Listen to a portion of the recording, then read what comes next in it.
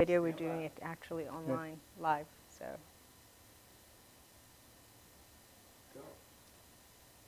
Hello, thank you for joining us. I'm Dr. Graham, your host. This is My Business, Your World. Today, our guest is Mr. John Ahel, who is founder and president and CEO of J.A. & Associates. He's also a business consultant, trainer, speaker, marketing and sales specialist, and also a trade show coach. John has over 30-plus year experience developing and managing businesses. His roles include National Sales Manager, VP of Sales, Director of Marketing, GM, and EVP and COO.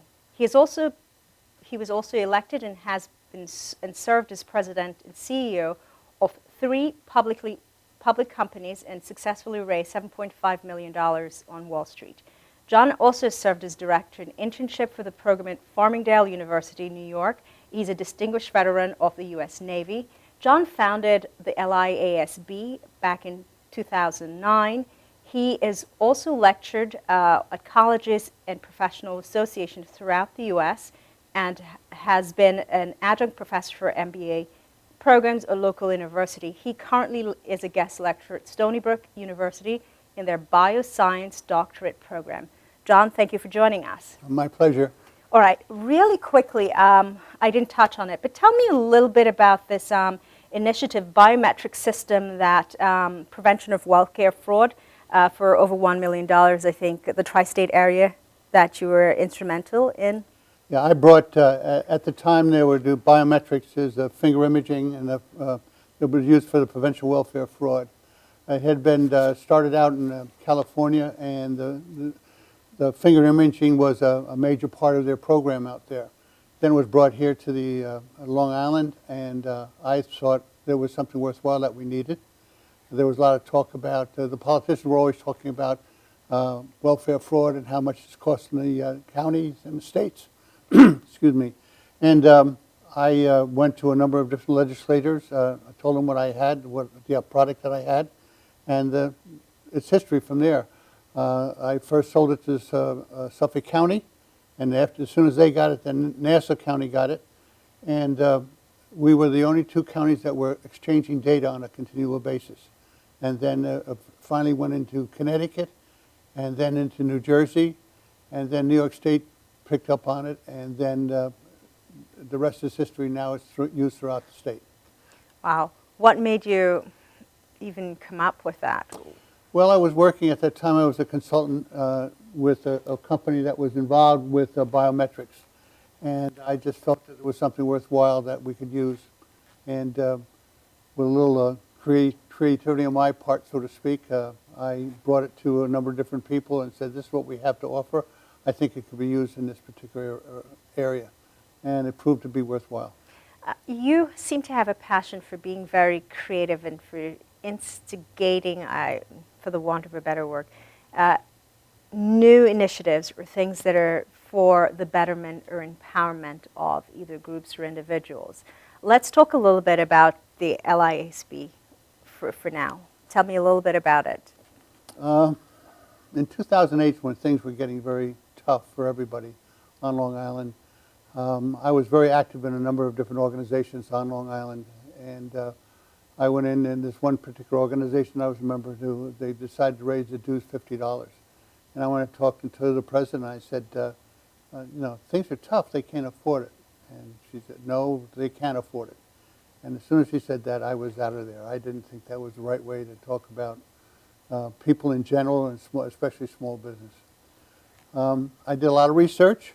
I found out there was a number of different companies. Right now, at the present time, there are 158,000 companies, less than 49 employees on Long Island. At the time when I started looking into this, there was 122,244 companies, less than 49 employees. And I said, nobody's paying attention to them. All these other companies talk about it, but they don't do much for them. So I put a business plan together. I gave it to a couple of people to look at. I met with them out at a diner, and they grilled me for about an hour. And finally, one of the gentlemen said, I think you have something worthwhile here. I was very fortunate, but I knew a lot of people, and especially I was involved with a couple of different networking groups, and I picked out the people that I thought were worthwhile that could start this with me. And I had a wonderful board of directors. We made some major impacts. The first meeting we had, at the time, we had Supervisor Levy was our guest speaker. We had over 630 people there, and especially all these other groups coming, wanted to find out just exactly what we were doing. Since 2009, when the organization got involved, we involved with the organization, we have grown considerably. We don't have thousands of employees, but we have a lot of people that are involved with us, and we have close to 100 employees at the present time, and it's growing every month. Now, you mentioned something in terms of the cost, and that small businesses are not atypically able to afford an increase. And I want to argue, I mean, you can argue to or against this point, because there are certain nuances in who are we to dictate or decide what those funds should be used towards. What are some of the challenges you find that small businesses are coming up against? Well, we're fighting in a problem right now. We feel that the healthcare is discriminatory against small business. If you're a large business, you take advantage of the discounts, but if you're a small business, if you're less than 49 employees, you can't take advantage of that capability. We're pushing bills through, hopefully through legislature, where a small company can, or an organization like the LISB, which is a not-for-profit organization, can offer to its members health care at a decreased cost, 20 to 35%. One of the biggest problems you have after salaries is health care right now, and it's not going down, it's going up. We talk about a 5.1 or a 5.7 unemployment on Long Island. There's people have stopped looking for a job. It's so frustrating out here. It is to get a job. If you're over 45, nobody wants to talk to you. And it's sad. So a lot of people become consultants. They talk about 158,000 companies, small companies, but they doesn't even take into consideration those organizations or those people that are sole proprietors. And we have a lot of those people out here just went into business. They were engineers or they were marketeers or what happened, and all of a sudden they became in business for themselves. They may be good technicians, but they don't know how to run a business. And hopefully that's what the Long Island Advancement of Small Business does, help them learn how to run a business. It's interesting in terms of when you look at stats, and you then also have to make that comparison. How many people are actually really, truly unemployed or underemployed based on that they're going or transitioning into self-positions in terms of becoming consultants because it suits that particular time period, their phase that they're in their life or their business. How then is it their opportunities for growth? Because when I look at it, and you're also very much in the global market and your experience takes you in the global market, there are a tremendous amount of opportunities. But is it that so many do not look at where those potential opportunities are, or is there something else that needs to be done to kind of rein in to see where those growth opportunities are? Things phase out. Positions or career paths are not atypical the same. And now, I don't think this is that new that people are having multiple careers. And because of the time period we're now in, it makes it feasible or viable for those to happen. Let me make a clarification regarding some of the people that are these technicians that went into business for themselves. Basically, all they did was buy themselves a job. They're working 12 to 14 hours a day, 6 days a week, and they may be clearing $75,000 to $80,000 a year. The person lives on Long Island in Nassau County has to make $98,000 just to break even. The person who lives in Suffolk County has to make $89,000 just to break even. They're struggling, but they want to stay here. They have a wife and a couple of kids in school, and they're trying to survive. That's what it boils down to. There's other people that are more aggressive or more ambitious. No longer can you think locally. You have to think globally. If you don't, you fall by the wayside. Before you had a client out here, and they were dealing with you and on a continual basis. And if you don't check their pulse on a regular basis, you may find out that some company from England or France or India or China has has come in with a product that's 30% lower than what you're charging, and they'll be buying it from them. I'm not saying that's right, I'm just saying that's reality. Okay, so then there are a number of different initiatives and resources that are available to help build. I think one of what's happening is going back and building the community and building the businesses in the communities. How would a small business owner then look at what the global opportunities are and then try to monitor that in terms of what's going on in their local area or market or their market niche? The problem that people have today, they take a lot of stuff for granted. You have the capabilities with the database or Google, for that matter, to Google a lot of information. If you don't read on a continual basis and find out what's going on in the world, you'll fall by the wayside. I tell my trade show clients that you no longer can think locally or nationally. You have to think globally. Okay, 58% of the companies that are doing business in the United States, American companies, are now doing business overseas. Mm-hmm. They're doing trade shows overseas. The United States used to be first as far as trade shows are concerned, no longer. Europe and India and China have certainly surpassed us as far as opening their arms and welcoming the United States companies into their country. Okay. Now, tell me a little bit about some of the programs that you run that helps businesses. Well, we have this new entrepreneur program that takes people that are looking for a job or starting a new business and give them ideas. We have a staff of people that we work with that have well over 100 years worth of experience that can be called upon to help them. Dr. Green is very active in that community. Also, Dr. Jim Freely, who happened to be my department head when I was teaching the MBA program at CW Post. And he's on board. He's been in teaching entrepreneurship for the last 34 years at LIA Post now. That's the new name. And he certainly has a lot of experience and capabilities that will be helpful to anybody that comes to him, that has the opportunity to talk to him.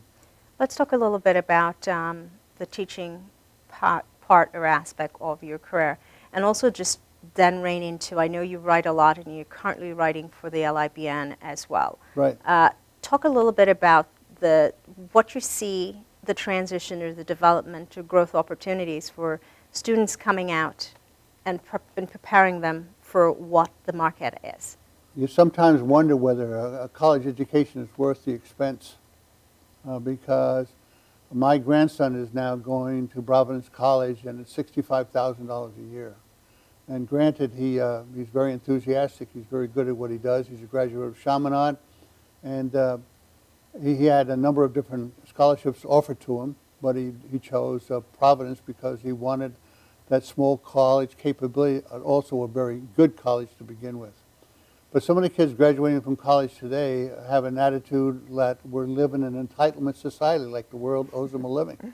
And it's sad, because I teach marketing to 20 bioscience PhD students out at Stony Brook. What I'm doing is teaching 20 bioscience doctorates how to get a job, what it boils down to. And I heard one young man say, well, I wouldn't work for less than $95,000 a year. And I was surprised, and I said, based on what? He said, well, I have my PhD. And I said, well, what else do you have? Well, I graduated with a 3.9 cum. I said, and what else do you have? Well, I said, did you do an internship? No. Did you do a mentorship? No. So all you have is book learning. Why should I hire you? Well, they certainly didn't like that. I did that 2 or 3 times to a number of different people, and they got very upset with me, to say the least. I think today you have to go a little bit further and be more creative and a little more hustle in order to make it worthwhile. Well, I want to go into, jump from the writing part and then touch into mentorship, and I think we're getting ready to go into our first official break. But it is so important, and we, not just students or the younger people, individuals who are working do take everything for granted and think they have a sense of entitlement and not get that this is really not the real world. You're not entitled to anything. It's you have to work and prove your worth because someone else is just as capable or qualified or even more. That's going to add to the overall benefit of the company's bottom line. I think we're going to come up on our break. Thank you for joining us, and we'll come right back again. I'm Dr. Graham on My Business, Your World, with my guest, Mr. John A. Hill. Okay.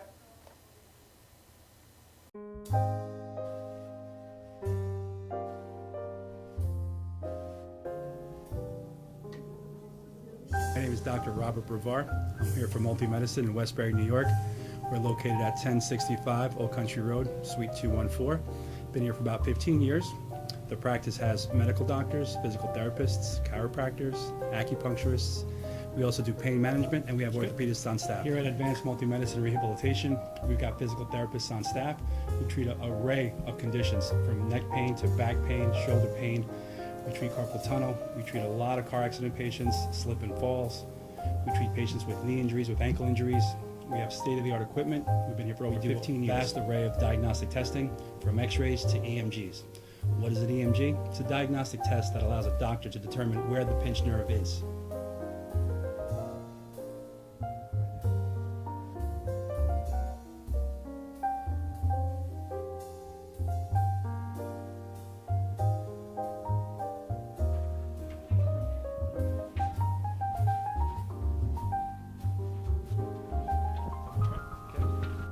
Cora is a physical therapist at Advanced Multi-Medicine and Rehabilitation. She's working on Stephanie, who was involved recently in an automobile accident. Stephanie has tight thoracic and cervical musculature, and Cora is doing some myofascial release work and some therapeutic stretching, doing it to help her with her pain. Vicky is also a patient here at Advanced Multi-Medicine and Rehabilitation. Vicky is now working her leg muscles, specifically her quadricep muscles, trying to strengthen them after an injury she sustained.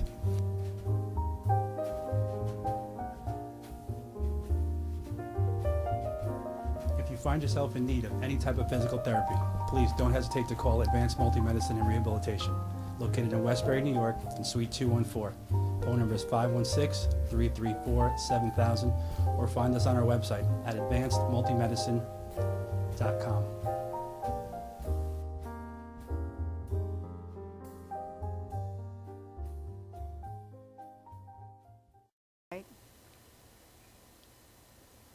Hello, thank you for joining us again. My Business, Your World, Dr. Graham, with my guest, Mr. John A. Hill.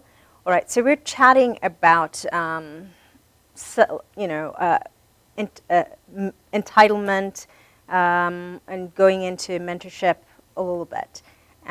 Let's talk about mentorship, because mentorship is then very critical to individuals transitioning, not just when they get to college, through high school, because this is where the preparation will take them to that journey where they're going in, they're getting internships, they're building relationships, where they're networking, volunteering in organization to see what are the opportunities that are viable for them. Because oftentimes they're picking fields that are not going to be around in a couple of years, and then they find themselves, they don't have transferable skills to go into another industry, or they're coming up on some kind of a brick wall, and this is where mentorship at a very much younger age definitely comes into play.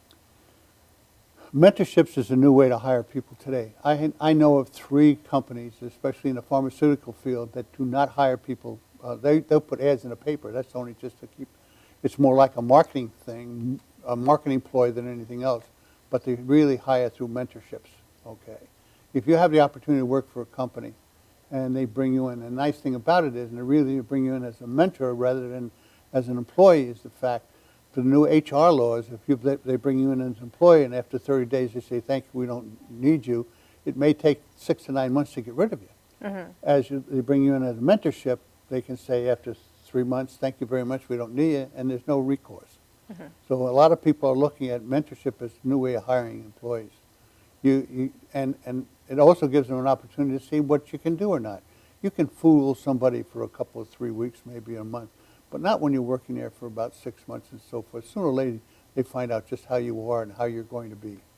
And I think under those conditions, people are being more aggressive as far as taking the time to really look at some of these people as they come in. There's a lot of, if you look at internships, if you go on, there's over 5 or 6 million internships available if you just Google internships. And mentorships is the same way. There's a lot of companies out here. They may not come in the front door. They'll accept your resume and so forth, but if you really want to get into it, you have to look to see if you can do a mentorship there. But a lot of people don't want to do mentorships because many times they don't get paid. Mm-hmm. And I'm saying if you're really interested in working for a specific company, you have to bite the bullet and go get it into that company that way, one way or another. That's something that I do in a part of our personal development program that we run. It's a GPN program that's funded by Walmart. is to encourage that you have to take on, either you volunteer in that organization so that you can learn about that organization, learn the various roles, and if not that organization, there are other opportunities that will in the future raise itself, and you can then go in and apply for a position. But it's very, very challenging, and I find that it's because of this. They think they're entitled to. They've been displaced. I'm used to making this. This is what I can do or should do. And when I look at it, just generally speaking, even with your clients, they really do not have the potential or the capability to do what it is that they want or they think that they want. You've been in a position, for argument's sake, at a company, and you really have been just holding up space. A lot of people, I can understand that. But when you look at the mentorships and you look at the internships and you look at people's resumes and so forth, I gravitate towards those kids that have worked part-time and went to school full-time because they know what it is. I especially look for kids that have worked in restaurants and so forth, because you have to be on time. If you're a waiter, you have to be on time, you have to be personable, and you have to be a team player. Because if you're not, you won't last in the restaurant field. Plus flexibility of the schedule, Absolutely. because their hours in those industry are. And I use that. And the other thing I hire, the ideal person that I used to hire is a woman that's, the ideal worker in a production area is a woman that's divorced, that has a couple of kids and a house. She has to work.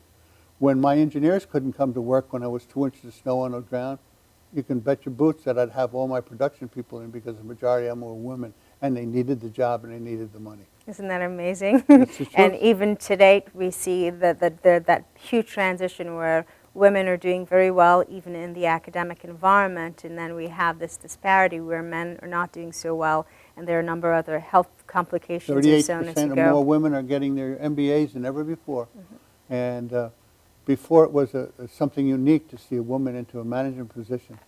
But nowadays it's a situation where if you have a woman as a manager, she paid her dues to get there, believe me. And I have a lot of respect for them. Of course, I come out of a house with a wife and 3 daughters, so I'm very pro-female if you want to. And I continue to tell my daughters, you can do anything you want to do, you put your mind to it. And they have been very successful in their careers so far. all went to school in the U.S. here. And Boston College, Parsons School of Design, and Pace University. Very nice. My daughter Ellen was the youngest head nurse at North Shore Hospital. She's the top recruiter for them now. My daughter Rosemary was running a company called Rare Editions in New York City, a $30 million company. And my daughter Joanne is a senior designer for Walt Disney Books. Very nice. So I'm very, and my wife was an ESL teacher, spoke 5 languages, and yes, she was very involved in the community as well. How many languages do you speak, John? I'm lucky. I know enough to get in trouble in Spanish, French, and Italian. Okay, that's about it. So, okay, but how to order food, I'm very good at that. And, that's about it. And you're also a very good cook, I hear. Yes, I like to cook. I'm a fairly good cook. I like to cook and bake. I do that a lot. Okay. We don't have any cookies on the table. All right, so let's talk a little bit about your writing. I know you're writing now for LIBN, and you have a couple of books that you've published and probably working on another, and I think you collaborate with a number of different writers. I've written with Andrea Feinberg. We've written articles for Long Island, the HIA, Hot Bog Industrial Organization. I've written Tips and Tales from a Booth. I did that in 2008. I'm writing a sequel to that. I have a lot of it done already, and I just have a few more chapters that I have to add to it. The first book I wrote was called City Keys, which was a survival guide for a professional man coming to New York City. And it was a wonderful idea. I didn't have computers at the time. Myself and my associate, we wrote it together, and we spent 9 months typing it out. And I never forget that. And we had a couple of English professors from colleges over in Jersey that did all the review for us and what have you. And then we had it proof, and we had it printed, and we had copies stored over in New Jersey to send out, and the place caught on fire. Wow. So $500,000 worth of books went up just like that. So it was interesting, but it was approved by the New York Times, so it was very worthwhile. This book, the next book I wrote was this Tips and Tales from a Booth, and I'm also writing a book about my mother, and who died at 105. She was in Mary Manning Walsh, New York City. She was one of the longest residents there. She was there for 13 years. And my mother was a nurse for 60 years. And I nicknamed her Bullwhip because she was so tough. And the name of the book is My Mother Bullwhip, and I'm working on that. Myself and my sister are working on it together. I'd love to hear about it. You Oh, should try and get that into some kind of film or something. I think that would be very interesting. Well, I tell stories about when I went in the Navy in '52, and my mother kissed me goodbye and said, "Behave yourself." And I came home on leave, and I was looking for my clothes, and I went to one closet. And I used to spend a lot of money buying clothes, and I went to one closet, it wasn't there, and I went to another closet, it wasn't there. And I said, "Mom, where's my clothes?" She said, "What clothes?" "My civilian clothes." "What do you need your civilian clothes for? You have a uniform." I said, "Well, what'd you do with them?" She said, "I gave them away to St. Vincent de Paul." So I stayed home for 3 days, and I had to go back to work. I had to go back to the camp because I had no clothes. True story. People don't believe that, but it actually happened. Yeah. Yeah. I think that definitely would make a fun film to make, and bringing a little bit back to the old days and kind of bring back some of the morals and backbone of what made parents who they were back then, back into the system. My mother's now. favorite saying, we're not poor, it's just inconvenient. All right, so let's talk a little bit about trade show. We touched on that, so let's jump into that a little bit. I know you've done a couple, and you've done some international shows as well. Tell us a little bit about the trade show and what's going on, and what's the difference right now between the trade shows in the U.S. and the international market? Well, Germany, for example. There's one trade show in particular that I'm very fond of. It's Electronica, and that's held in Munich, Germany. And it's right after Oktoberfest. So you'll always have a bunch of ex-Germans that are still hung over from Oktoberfest coming to the trade show. But there's a 2 to 3 year waiting list to get into the show. Wow. And you could put 3 Javits centers into how big the show is over there. And when you're dealing in foreign shows, trade shows, it's not where you're trying to sell something at that particular time. The people want to get to know you as a person, an individual. And after you exchange pleasantries and they found out about you and who you are and so forth, after the show is over, then you visit all the different places all the different companies that you've talked to, and then you do business then. And that's the way to do it. And I think it would be nice to have that type of attitude here in the United States, but that's not the case. And here it's push, push, push, push. Sell as much as you possibly can, and if you don't, why haven't you sold? And I think at times it's very frustrating to deal with them, okay? But I've done shows throughout the world. I haven't done anything in India or China yet, but primarily in Italy. I've done shows in Italy and France and England and Germany. And it's different. It's a different way of approaching the trade show arena. But there's companies in the United States, the Fortune 500 companies do trade shows on a regular basis. They get enough qualified leads from trade shows that they never have to send their salespeople out to cold call or anything like that, because they have enough hot leads from a trade show to satisfy all their requirements. All right, I want you to talk a little bit about how do they determine to get those really good leads to begin with. But let's talk a little bit about, are they not trying to transition and do some of those same relationship building here in a number of different aspects that you see? You're not noticing that change in business? The average person goes to a trade show, visits 25 booths, okay, and that's in a regular show. In a pharmaceutical show, they may go to 18 to 20 booths, okay, because there's a lot more interaction between them to find out particularly what they're looking for and so forth. And people you'll get people to go to a trade show rather than go to your office. And the reason being is that a trade show is neutral ground. I'm not in your office, you're not in my office. And people like it that way. You may not get them to go to your office, but they'll definitely take the time to see you at a trade show. Okay, very interesting. Let's back up to some of your previous work experience and just touch a little bit before we go into our next break, JH and Associates. Well, before I was a sole proprietor at one time, and JH Business Support Services, and I've been in technology most of my career.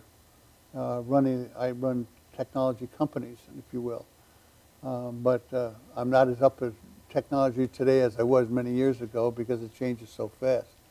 But I think I've done a lot as far as my focus is primarily on marketing technology companies and putting a lot of effort into doing that particular type of work. Okay. And with the new ways to approach marketing today with social media and so forth, it's altogether different. It really is. It makes a difference when you do how you present your products and how you brand it and so forth. All right, let's go into this next break, and we'll pick up again and touch a little bit probably on marketing and those social media, because I know some of the workshops that you facilitate touch upon some of those areas as well. Again, this is My Business, Your World. I'm your host, Dr. Graham, with my guest, Mr. John A. Hill. And our number, if you have any questions for John or myself, it's 631-481-9124. Thank you.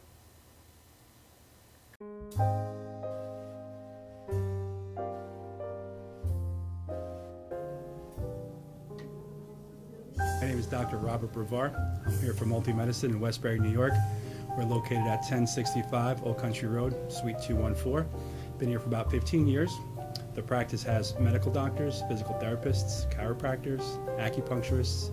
We also do pain management, and we have orthopedists on staff. Here at Advanced Multi-Medicine Rehabilitation, we've got physical therapists on staff who treat an array of conditions, from neck pain to back pain, shoulder pain. We treat carpal tunnel. We treat a lot of car accident patients, slip and falls. We treat patients with knee injuries, with ankle injuries. We have state-of-the-art equipment. We've been here for over 15 years. Vast array of diagnostic testing, from x-rays to EMGs. What is an EMG? It's a diagnostic test that allows a doctor to determine where the pinched nerve is.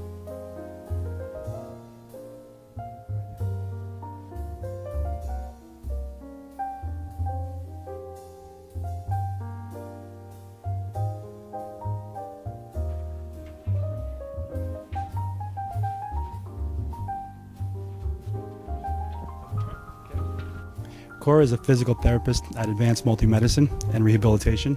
She's working on Stephanie, who was involved recently in an automobile accident. Stephanie has tight thoracic and cervical musculature, and Cora is doing some myofascial release work and some therapeutic stretching, doing it to help her with her pain. Vicky is also a patient here at Advanced Multi-Medicine and Rehabilitation. Vicky is now working her leg muscles, specifically her quadricep muscles, trying to strengthen them after an injury she sustained.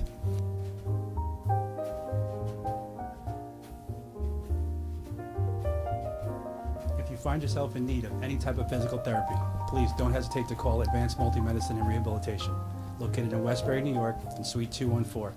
Phone number is 516-334-7000, or find us on our website at advancedmultimedicine.com.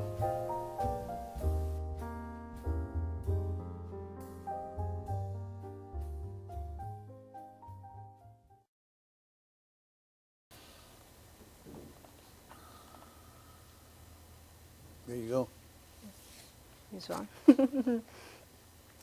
Thanks for joining us again. This is My Business, Your World. I'm your host, Dr. Graham, with my guest, Mr. John Hill. John, we're chatting about, I guess, a little bit about talking about technology and going into probably marketing and SEOs. I guess we can never really talk too much about what are some of the trending things of technology. At the end of the day, we always have to remember core is always the same. Trends are just what facilitate or make convenience and can give you a little advantage, a competitive advantage for a little while, but you have to still be able to understand your business and what it's about so that you can navigate through technology. I mean, some resources are free, Some you have to pay for, but it is, for small business owner, I find that it is overwhelming because everybody has something to tell you that they can do or not do for you to help you to get that, and it all adds up to dollars that you don't have. And even though it's an intangible in the beginning, you can't really see it. Oftentimes for them, there's no tangible outcome. Well, there's a lot of things changing in the world today when it comes to marketing and sales in general, okay?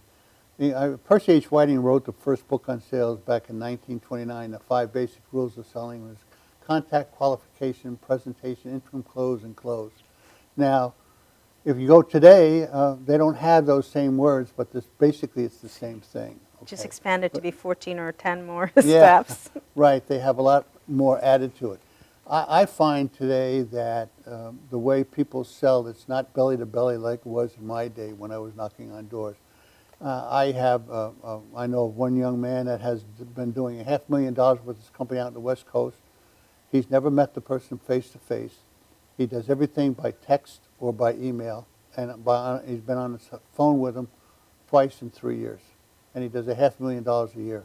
And I told him, give me that account, and within 60 days he would be my account, guaranteed. Because if he's doing $500,000 with you right now, with just dialogue going back and forth, I wonder how much he's leaving on the table. I really do. And when I go to a client, I don't want to just be their salesman. I want to be their trusted advisor. I want them to come to me for everything. I don't care whether it's computers or pencils. I want them to talk to me. And that's the way I think a good salesman professional should act. A lot of people look down at I wrote an article saying everybody's in sales, but you'll hear people talking about it in such a derogatory term. I'm not in sales, I'm the president of a company. If you're the president of a company, you sell. Believe me, you sell.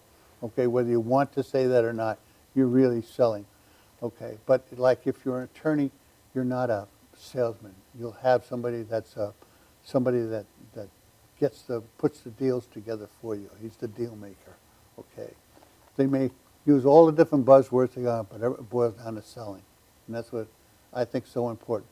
And people don't realize that selling is the most successful field in the world. They make more money than all the movie stars and all of the athletes that you want to talk about and so forth. Salesmen are still the highest paid. It's very interesting because it's really based on a relationship, and you have to build those relationships. If you don't have what it is, that connection with whomever it is that you're trying to sell to, it's not going to happen. But as you said, we all are sales individuals. I myself, I know I hate selling, but I know that I'm selling. There's always something in a conversation or a dialogue, an introduction, you're networking, well, what do you do, and so on. That's it. You're selling the image of the company. You're selling, your branding and so on and so forth. So we all have to somewhat become comfortable with it because no matter what position we're in, that's something that you're doing. Absolutely. In every aspect of that. Absolutely. The people today, it's hard for these young kids that are fresh out of college to keep a dialogue up because they've been hiding behind their cell phones and their computers, and they don't know how to communicate. And I think that's a major problem today. And I had the opportunity to teach a bunch of young people how to stand booth duty. And the questions that they asked me were really amazing. Can we use our iPhone to get information? No, I said, you have to shake hands with somebody, and you have to look them in the eye, and you have to answer their question. Oh, my God. You'd think I asked them to come down, to shoot somebody. It was really amazing, their attitude regarding that. And after a while, in fact, I wrote an article about this, too, and after a while, a lot of them got the idea of it. And this one young man, after the course was over, he came up to me, he says, my parents said to me that they find it very interesting that I'm paying more attention at dinner and I'm participating in their conversation, and I'm not looking at my cell phone. And I said, perhaps now maybe you are ready for the real world, Yeah. So that's really actually happened. So I thought that was interesting. It is, because if we're living longer lives, but the youth are not, the younger generation are not prepared for what the real world is. They're not equipped for it. While they may be very technologically savvy and advanced, the other soft core skills that makes them effective or are going to give them that competitive advantage. Very few of them have it. The few that have it typically are more successful and will charter their path. Earlier you mentioned, I too would go for someone who is doing multi-roles. Why? They have a passion, they have a drive, and they're committed to what it is. They know what it means to have the result that they want, and they're not going to fall short and say, oh, this and so on, and whatever the stories are going to be. And they're very few. And even to date, you still have to share that same thing, and not just with the younger generation, even with adults. I'm actually amazed when I hear people looking for position, and because they can't make this, they'd rather make nothing at all. And it's not even effective. You talked earlier, you have to bite the bullet. You have to take something in order for you to propel yourself to where it is that you want to go. Nobody plans for these economic downturn. You never know, and even you could be in the most perfect position, it just never fails. I hate this terminology. They refer to me, John Hill's an expert at trade shows. I hate the word expert, because if you're not learning every day and continue to learn and continue to educate yourself, you fall by the wayside. And I tell someone when I say that, and I said, yes, I'm an expert in trying to learn all my customers' needs. That's what I'm an expert at. And I try very hard to continue to do that, because if you're not learning every day, something's going to happen. Somebody else is going to be there to replace you, that's for sure. I find it very interesting that people say, well, I'm here and that's it, I don't need any more education. And if that's the case, why are so many people going back to school? There's a lot of older people in their 30s and 40s and 50s going back to school. And I hate to hear a guy in his 50s say, oh yeah, I know enough on computers. Yeah, I try not to use them. Why not? They're there, you better take advantage of them. If you don't, you're going to lose out. Yeah, it is very tough, because it was at a summit earlier, I think it was late last year, and one of the panels that we sat on, we were talking about school, technical versus going into, four-year university, so on and so forth. But I think what is happening is that there is a need and there's a transition for technical aptitude. That you have teachers who are not employed and they have multi-position either in retail or different fields. Some I've heard are in the security work, PI, and so on. But then in the audit industry, they're looking for people who can teach and so on and so forth. So why are they not aware of? Why aren't they transitioning into some of these roles? Well, it's the attitude of the Americans. Okay, only in America do we look at a craft and look down on it. Okay, if you didn't go to a college, okay, you're, oh man, he's a carpenter, or he's a mechanic, or he's a plumber. Let me tell you, a lot of people don't realize on the aerospace program, the most successful people made more money than all the PhD and so forth were the plumbers. Okay, so, and I know a lot of plumbers that are making a lot of money. And if you're looking at to come to your house, it costs you $125 to come to your door. I mean, that's not too shabby as far as an hourly wage is concerned. And the sad part about it is there's not enough people going into that profession, because a lot of adults and the parents have been brainwashed. My son has to have an education. My daughter has to have an education. Well, maybe they're not cut out to be, go to college. Maybe they want to do something else other than go to college. Maybe they want to be a mechanic. Maybe they want to be a plumber. There's nothing wrong with that. In Europe and other countries, they treat that as a strong profession and treat it on the same level as an educated person. I think that's very important. Yeah, they do get great benefits, and there are a tremendous amount of opportunities. I mean, I think it was Newsday that published something a couple months back in terms of the trends and where the industries are, where the job opportunities are. You're looking at healthcare and sustainability, conservation, energy efficiency, opportunities for every area that you're going to look at, where those growth opportunities are going to be and go. There are more trade shows in the healthcare field in the last 2 years than any other field right now. It's continuing to emerge, and it's not getting any smaller. It's going to grow.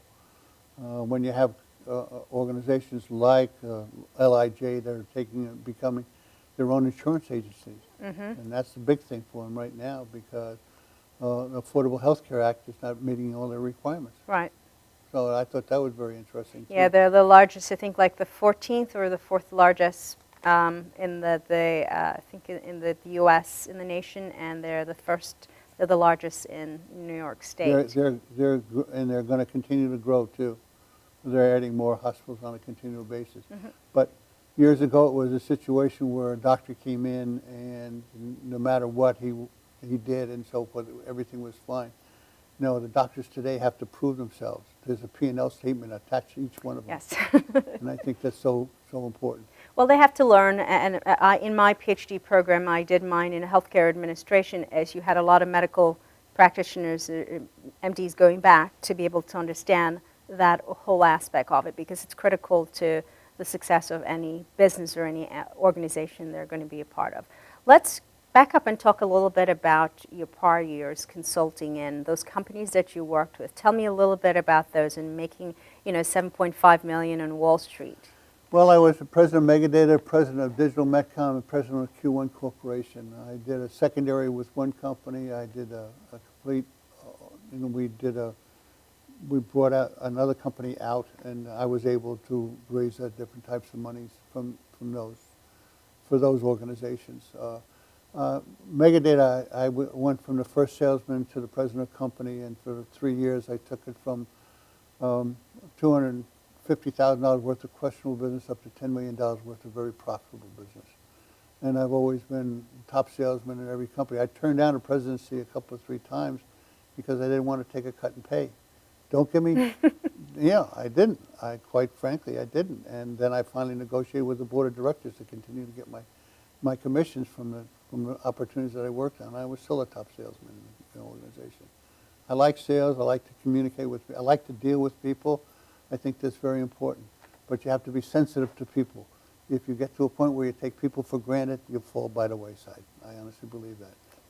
Now, let's take sales and look at sales, because sales, obviously, when you talk about core of a business, you don't always have a very effective sales team. And by effective, they don't understand how the rest, you can make all the money in the world, but at the end of the day, it's the financial, the core that makes all the difference. You have to be able to collect that money. It has to be valid sales that you're making, sales that are collectible. So what do you see that trend or that transition for the salespeople then and now? Do you see more or understanding what it means in terms of part of the operation? Because that's one of the reasons I think you don't have too many good sales reps. Well, the thing is changing dramatically, and there's some new ways to approach that marketplace today that hasn't been done before. Okay. Now, I guess we're coming up on our next break. I don't think I'll ever get used to, okay, when next, so on. So let's chat about a little bit about your background and mentoring. Okay. When I got discharged from the Navy, I was a very unhappy young man. And I was fortunate enough to find somebody that took me underneath his wing and made all the difference in the world. And I certainly like to do that today. I talk to a lot of kids and try to help them along the way. And I'm to a point in my life where I want to give back, not just take, but to give back. I started the Long Island Advancement Small Business. I don't draw a salary. I don't draw anything out of it. In fact, it cost me money to get involved with it to start it off. But I think when you have somebody come up to you and say, "Thanks so much, John. You certainly helped me a lot," that makes me feel good. And it makes me feel that I have my grandson saying, "I can't live on Long Island, Papa. I have to move." That bothers me. I would like him to stay here because I love Long Island. I raised 3 daughters here, and I have 5 grandkids here. I want to stay on Long Island. All right, let's go into our next break and pick up back on Long Island and living standard of living here. Again, this is My Business, Your World. Cut.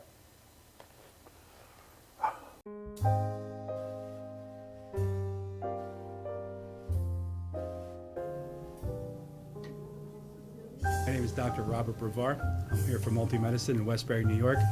We're located at 1065 Old Country Road, Suite 214. Been here for about 15 years. The practice has medical doctors, physical therapists, chiropractors, acupuncturists. We also do pain management, and we have orthopedists on staff. Here at Advanced Multi-Medicine and Rehabilitation, we've got physical therapists on staff who treat an array of conditions, from neck pain to back pain, shoulder pain. We treat carpal tunnel. We treat a lot of car accident patients, slip and falls. We treat patients with knee injuries, with ankle injuries. We have state-of-the-art equipment. We've been here for over 15 years. Vast array of diagnostic testing, from x-rays to EMGs. What is an EMG? It's a diagnostic test that allows a doctor to determine where the pinched nerve is.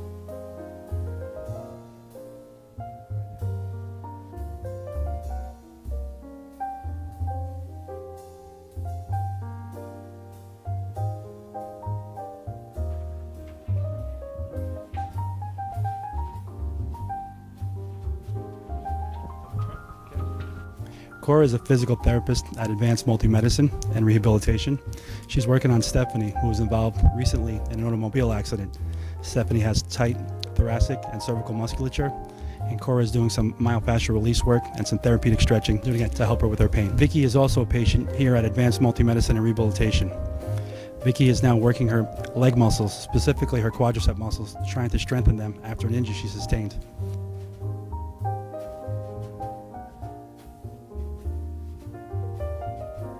If you find yourself in need of any type of physical therapy, please don't hesitate to call Advanced Multi-Medicine and Rehabilitation, located in Westbury, New York, in Suite 214. Phone number is 516-334-7000, or find us on our website at advancedmultimedicine.com.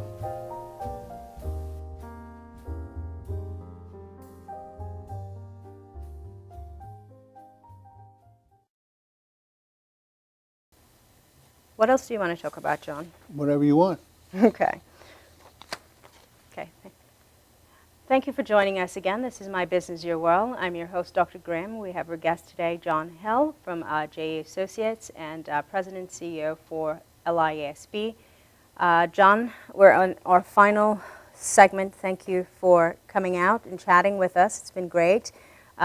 Let's wrap up and just continue talking about mentorship. And you were sharing about when you left the Navy and you took on the role, had a mentor. Have you had other mentors throughout your process? And you're talking about other young people or young business owners that you have taken on that role to help guide them through and help them to become more successful. One of the programs, I was director of the internship program at Farmingdale State for about 5 years. I had started off there. I've been COO of a company that was in the in that particular area, and I ended up as the president of the company. Asked me to take on the internship role, and I did, and I enjoyed it very much. To teach the young people how to present, do a PowerPoint presentation, and how to present to a group of people is very interesting and very informative. They liked it so much that they asked me to stay on and continue to do that. And I've written a lot of letters for the young people that were finishing up their third year at Farmingdale State and moving on and going to Stony Brook to get to their final year. And I thought it was just wonderful that they accepted it. Okay, and it made it made a difference to me because I had an impact on somebody else's life. And that's important to me. It's very interesting, and I'm going to go back to even my journey throughout the academic world. And some of the things, when they tell you, it's like, oh, you should volunteer, you should do this, you never have time for it. Never have time for it, and so on and so forth. And I transitioned through a number of different programs because at one point I wanted to become an archaeologist, at one point I wanted to become a geologist, at one point I wanted to do this, and so on and so forth. But business always kept just hitting me, just did very well at it. And you just never ever had the right opportunities. And I think that sometimes is a challenge because while I wanted to volunteer, become active, and do that tidbit of networking and so on, and when you're younger you have the ego. We know everything, we don't need to do that, we don't need to do this. But you have to recognize very early on who or what it is that you want to be. And once you do that, I think you have individuals who will see that and naturally gravitate to take the extra step to say, listen, do this and do that. It's so important for more seasoned learners or business individuals to take that active role, because I think it makes a difference. Find the students or the individuals that you have or you can connect with, that you can help build them, empower them to become more successful. You were ahead of me in school from a standpoint of knowing what you wanted to be, because when I was in school, I just wanted to be a jock, that's all. And then when I went into service, I came out and I had a minor in engineering, and I found out early in my career that engineers don't make as much as salesmen. So I think I'd rather do sales. And sales was much more convenient than it was to do engineering, because you always caught hell when something didn't work. And a salesman, it was just I just gravitated to that and so forth, and got to a point where it's so good at communicating with some of my clients that even when they had a problem when I was a field engineer, I could have them, I could tell them what to do and they could do it, so they could fix it with me when not showing up, which I thought was very good. And then I found out that salesmen make a lot more money, and all the work that I was doing, and because I was doing such a good job as a field engineer, they decided to buy more equipment, but I didn't get the commission. The salesman got the commission. I said, wait, what's wrong with this picture? I think I better go into sales. So I went into sales, and I was trained by J. Douglas Edwards, who was considered an outstanding trainer, but he believed in having everything was a quality speak. There was an answer that you can give for everything. Like if somebody came up and asked you how much, and you had a canned presentation for that. And to this day, I still remember, and that was close to 40 years ago. If you consider price alone, you abrogate the quality of the product. Let's go over the fine points of the product first, and then we'll discuss price. I mean, that's the way, but you had to say it in such a way that it sounded like it just rolled off your tongue, Yeah. and that was it. But there was a lot of other things, like somebody complained about your field service. You'd say, well, I can understand. I said, what would you do if somebody in your organization was not good? What would you do? I'd fire them. So did we, sir. And that's the way it went. Okay, so we always had an answer for that, and it was very good. But nowadays, people seem to be aware of all these different buzzwords and answers that you can give them, so you can't just come up with a dialogue and have them respond to it. You have to be much more sensitive to what their needs are.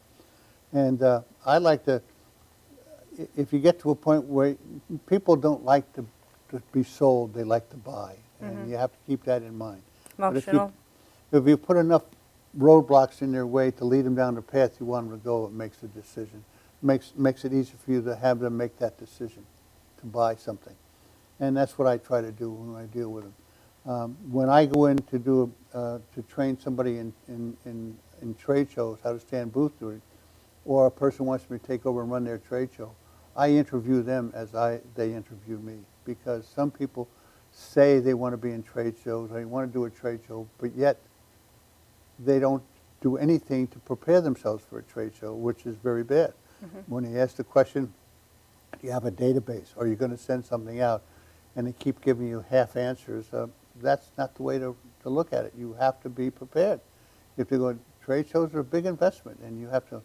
And this one gentleman I was dealing with, and he said, well, no, don't worry about that. We'll take care of that. And I said, well, I do worry about that. And he says, you're hard to do business with. And I said, well, I'm not hard to do business. I'm just being realistic. Because if you fail, are you going to take the blame? They'll blame it on me. And I said, I can't afford that. Not with my clients. I mean, I have to be 110% right all the time, whether I want to or not. I just have to be that good at what I do, or else nobody's going to deal with me. Okay, there's no such thing as a bad trade show. Only people that are there. You have to build and have confidence and in anything that you're selling, so that other people can buy it. So you have to know your product, and you have to be able to have integrity. I think it makes all the difference in the world. So any takeaways, because I think we're coming up on our last probably minute or so for the show, that you'd like to share?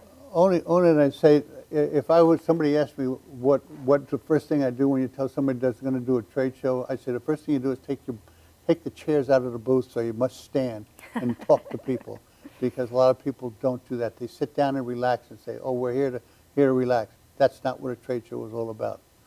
And the other thing is have a plan, because if you don't have a plan when you do a trade show, all you really are is an exhibitor, is an attendee with a booth. That's the difference. Okay. All right. Well, John, thank you again for joining us. It is my pleasure. I would love to have a conversation maybe about the book and the movie that you're going to have come out about your mom. I'm sure we'll be in touch and see you around again. Again, this is My Business, Your World. I'm Dr. Graham. You can reach us at 631-481-9124, or you can send us an email at info@grahamconsultingandresearch.com. Thank you.